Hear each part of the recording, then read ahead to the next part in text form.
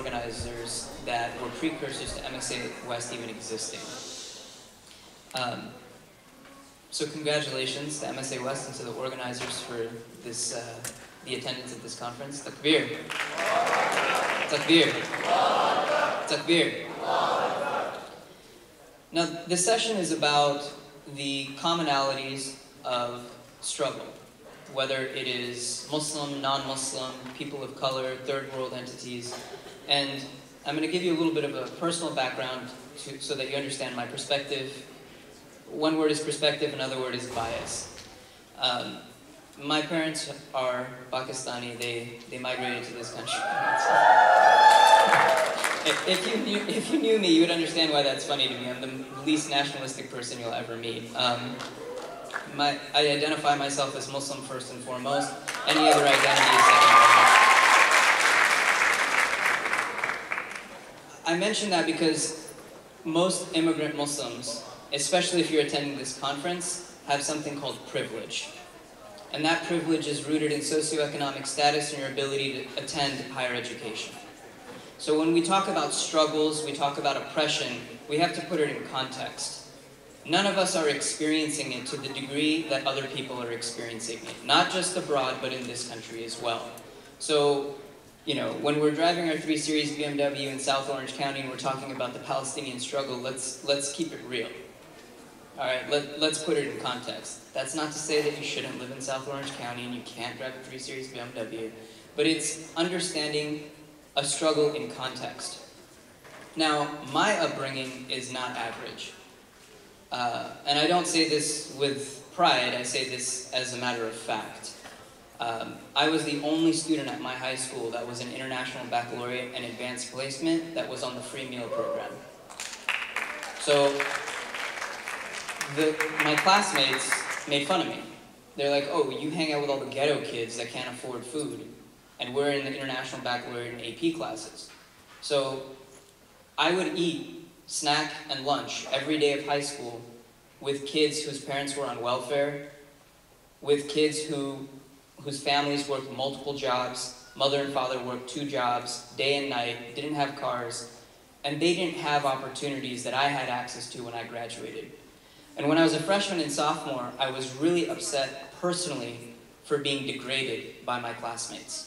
And it wasn't until my junior and senior year of high school that I realized I shouldn't be upset about how I'm being degraded. I should be upset about how this entire class of people is being degraded by the AP, honors, and IB kids. They're basically saying that if you're Latino, if you're black, and if you're poor, you're a lesser human being than if you're white or an immigrant that's in the AP, IB, and honors classes. And it wasn't until my junior and senior year that that clicked. Now, this had nothing to do with Islam. This had to do with people that I identified with. Now, I had the benefit of knowing that, inshallah, as long as I continued in my studies, that I was going to have access to higher education when I graduated. But what about those Latino and black kids that I was having snack and lunch with every day that weren't in the AP, that weren't in the IB, and weren't in the honors classes? What opportunities were they going to have?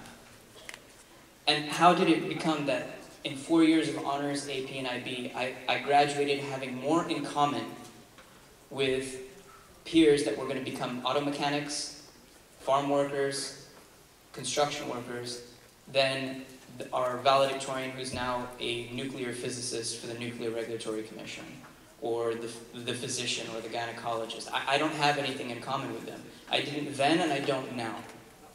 And the reason is because of my context.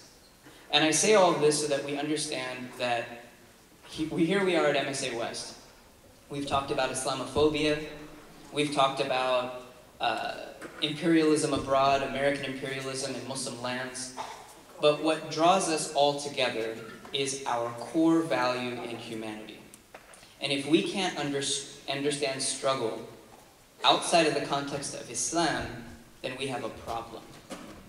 So we have an obligation not only to serve the civil rights and the struggles of Muslims domestically and abroad, but we have an obligation to serve humanity. This is the Sunnah. This is what our Rasul sallallahu alaihi wasallam taught us, and it is something that we need to implement. Now, how do we implement that? Do we have protests? Do we do? Yes. But there isn't one methodological approach to resistance. The fundamental core of resistance is understanding. If you don't know what it is that you're opposing, and you don't understand it inside and out, the context for why it exists, and how to define it, then you are going to be hard-pressed to oppose it. So what are the obvious struggles that we see? We see poverty, international poverty. We see drone attacks in Yemen and Pakistan. We see the occupation of Palestine. We see the occupation of Kashmir. We see the attempted occupation of Chechnya. But what are all the things that tie these struggles together? And my thesis is that it's imperialism. Now, we think that colonization is dead, the empire has fallen. And well, we have a new empire. It's where we are right now. It's the United States of America. And we may or may not use bombs to colonize people anymore, but we can use economics, we can use banking, we can use finance, we can use embargoes, we can use grants, we can use debilitating loan debt that the third world will never pay off as a noose so that the first world can carry it. Understanding the interconnectivity of these things is the obligation of every Muslim and Muslimah. And I feel like we're failing as a community in understanding the interconnectivity of these things. And there's a couple of intended and unintended consequences of this. An intended consequence of this is to enact change that is positive, to constructively change the world as you see it. The other is to draw near to your Creator. Because when you enact change that is for the benefit of yourself, the benefit of your neighbor, the benefit of Muslims, the benefit of non-Muslims, you are worshiping. You are drawing closer to your Lord. And this is something that is sort of implied, and we kind of understand it as a macro concept, but it's really hard to implement. So, for example, people talk about organic food and GMO and non-GMO, and people see that as some sort of hippie experiment. I see it as a social justice cause. So you may think I'm insane, but I grow all my own vegetables and herbs. I don't buy vegetables and herbs from the store. So it's healthier, but it has other implications. I don't use insecticides, I don't use pesticides. I'm not using slave labor that's been indentured by corporate farming interests to harvest food for me that is unhealthy to eat in the first place. And I've taken it upon myself to put in the work to grow what I'm going to eat. Now, if I had enough land, I'd probably had a farm too, but I live in South Central and that's not really going to work. So, understanding that the individual decisions that we make in a day have implications for people domestically and internationally. So, social justice is usually seen as an issue that has to do with overt racism, overt homophobia, overt bigotry, overt Islamophobia. But there's subtle ways that this oppression permeates our society. And sometimes we become instruments of that oppression itself. So, a lot of the argument that we hear is that the prison industrial complex and the military industrial complex is funded by our tax dollars. Now that's true. So what are we going to do? Stop paying taxes? Unless you want to serve time in prison, that's probably not a good idea. So instead of being overwhelmed by the amount of oppression that exists in the world, try to make a handful of decisions on a day-to-day basis, on a week-to-week basis, on a month-to-month basis that allow you to take control of your universe and the impact that it has. So I think it's really interesting that this conference is being held at UC Santa Barbara. And one of the examples of a previous student organization that has now been institutionalized that MSA West either intentionally or unintentionally draws upon its lineage is Mecha. How many of you are familiar with Mecha? So, to give you an idea of some of the framework, this is from the University of Washington Mecha's website. In the late 1960s, Mexican-American youth, inspired by the farm workers' strike in California, the African American freedom struggle, and the youth revolts of the time began using the label Chicano to denote their cultural heritage and assert their youthful energy and militancy. In appropriating a word that had previously had a negative connotation, Mexican-American youth turned Chicano into a politically charged term used for self-identification. Now, I can't think of a better example for Muslims today. I am hard-pressed to find a better example. And the word that comes to mind is the word Islamist, which is one of the most meaningful and utterly meaningless words that I hear in the news media, in the political realm, and around the world. It is a malleable term that is used by the person saying it to control the outcome of the person perceiving it. And the people that are not using it at all, or interpreting it at all, or taking ownership of it all, are who? Us, Muslims. So, according to Princeton University's WordNet, an Islamist is a scholar who is knowledgeable in Islamic studies or an Orthodox Muslim. That seems pretty reasonable. It's a anglicized version of our religion, our deen, Islamists, so I have problems with that. But that definition is fine. But when you see it used by the Associated Press, by Reuters, by BBC, is that what it's used to imply? An Islamist is usually identified as someone that is pre-modern, that is anti-Western, that is anti-democracy, and that is most likely prone to violence based on their theological understanding. So, if we do nothing else in terms of our resistance, other than reclaiming a word used to wrongfully identify us and our religion and our Rasul, peace and blessings be upon him, we will have done a great deed. So my challenge to myself and to you is that listen to the words that are used to describe us and proactively use those words in identifying yourself with non-Muslims in the classroom, in the workplace, in your dorms. So one thing that was left out of my bio is that I work full-time as a policy consultant doing environmental and urban planning for a private sector firm that does public projects. So I work in a predominantly non-Muslim environment. So, people, they know that I'm Muslim, I have this weird Rick Ross style beard, and I go to Jummah every Friday. So they ask questions. They're like, well, when you close your door, can I come talk to you when you're praying? I was like, yeah, but I'm not going to respond. So, doing the little that I can to talk to them about what I use to define myself. And they're like, well, Islamists are the problem. I was like, well, I'm an Islamist. And they had to drop their fork. They're like, well, you support terrorism? I was like, show me a definition that says Islamists inherently support terrorism. I was like, that's your ridiculous understanding from Fox News, and I don't have to buy into that, give credence to that, or respect that if you're utterly wrong. In the same way that I could say that to be white is to be a white supremacist.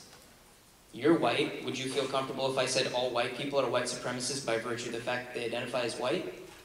No. And then he got really uncomfortable because I used white supremacy as an example. So Mecha started something by taking a word that had a negative connotation, snatching it out of the racist hands and using it for themselves and saying, yeah, we are Chicano and this is what it means to us. We don't care what it means to you. Muslims have an obligation and an opportunity to do the exact same thing. And the reason it's interesting that we're having this conference at Santa Barbara is because Mecha was created in Santa Barbara in April of 1969 during the self-motivated convention of young Chicano students who came throughout California to meet at the University of California, resulting in the production of, amongst other accomplishments, El Plan de Santa Barbara. Many of the Santa Barbara attendees had previously been at the Crusade for Justice Convention in Denver, Colorado in March of 1969. During the conference in Santa Barbara, one of the student workshops was made responsible for creating a new identity which all Chicano student groups in California could unite under, most being known then as the United Mexican American Students in Southern California and Mexican American Student Confederation in Northern California. And it's funny because a lot of us weren't aware of this at the time, but in 1998 when we created MSA West, our intention was the same. Our intention was to create an umbrella organization that could unite different MSAs and MSUs with different ideologies, Sunni, Shia, even though I hate these terms, liberal, conservative, because my students at USC are accused of being liberal all the time. It's a meaningless word that I could easily refute, but whatever, it's cool. You know, if you want to call us liberal, we're fine with that. But MSA West acted as a place where synergy could unite Muslims to confront issues that all Muslims shared, regardless of the differences between Sunni and Shia, political ideology, whatever it may be. And Mecha was trying to do the same thing. I encourage MSA West and the local chapters of MSAs and MSUs to take it a step further. Take ownership over your identity, and even if it offends people, challenge the status quo in a precision-like manner. Go for the exact words, extremist. Ayaan Hirsi Ali is an extremist. She thinks that all Muslims should be converted to Christianity. Is she identified as an extremist? No. She's given a tenure-track position at NYU, and she writes a regular column in the New York Times.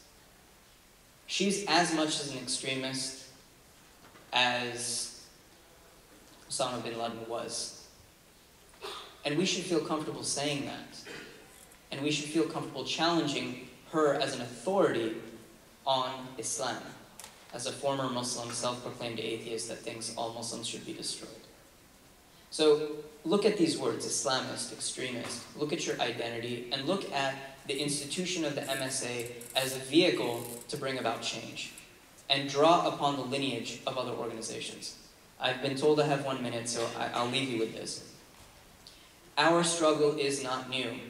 Our struggle is not unique, and we don't have it that bad. I know that offends a lot of Muslims because of the Patriot Act, because of slurs that are yelled at hijabi sisters, but we need to understand that we are one of the most educated and wealthy religious minorities in this country, and we enjoy privilege. The only thing that we don't enjoy as an entire group is whiteness, but we're pretty close. Whiteness is the ultimate privilege, but just below that is socioeconomic status and access to higher education, and we have both. So the fact that we can complain about injustice without having our lives at risk, the fact that we can identify oppression without having our homes at risk, is an indication of our privilege. So please, when you talk about oppression, when you talk about civil rights, understand your privilege as you're talking about those issues. Because if you don't, it can be offensive. You know, just because you put on all black and maybe like a kafaya and a bandana on your face doesn't mean you're down. It just means you put some clothes on. So let's be very honest about what it means to be down and to be hard and to rep and all of that stuff. Like, I understand that, you know, a part of the culture now, pop culture, is just to be down. It's really hard to do that when you're from the burbs, no offense. So please keep that in mind. And with that, I've been told I have 0 time, so I thank you for your indulgence, and please join me.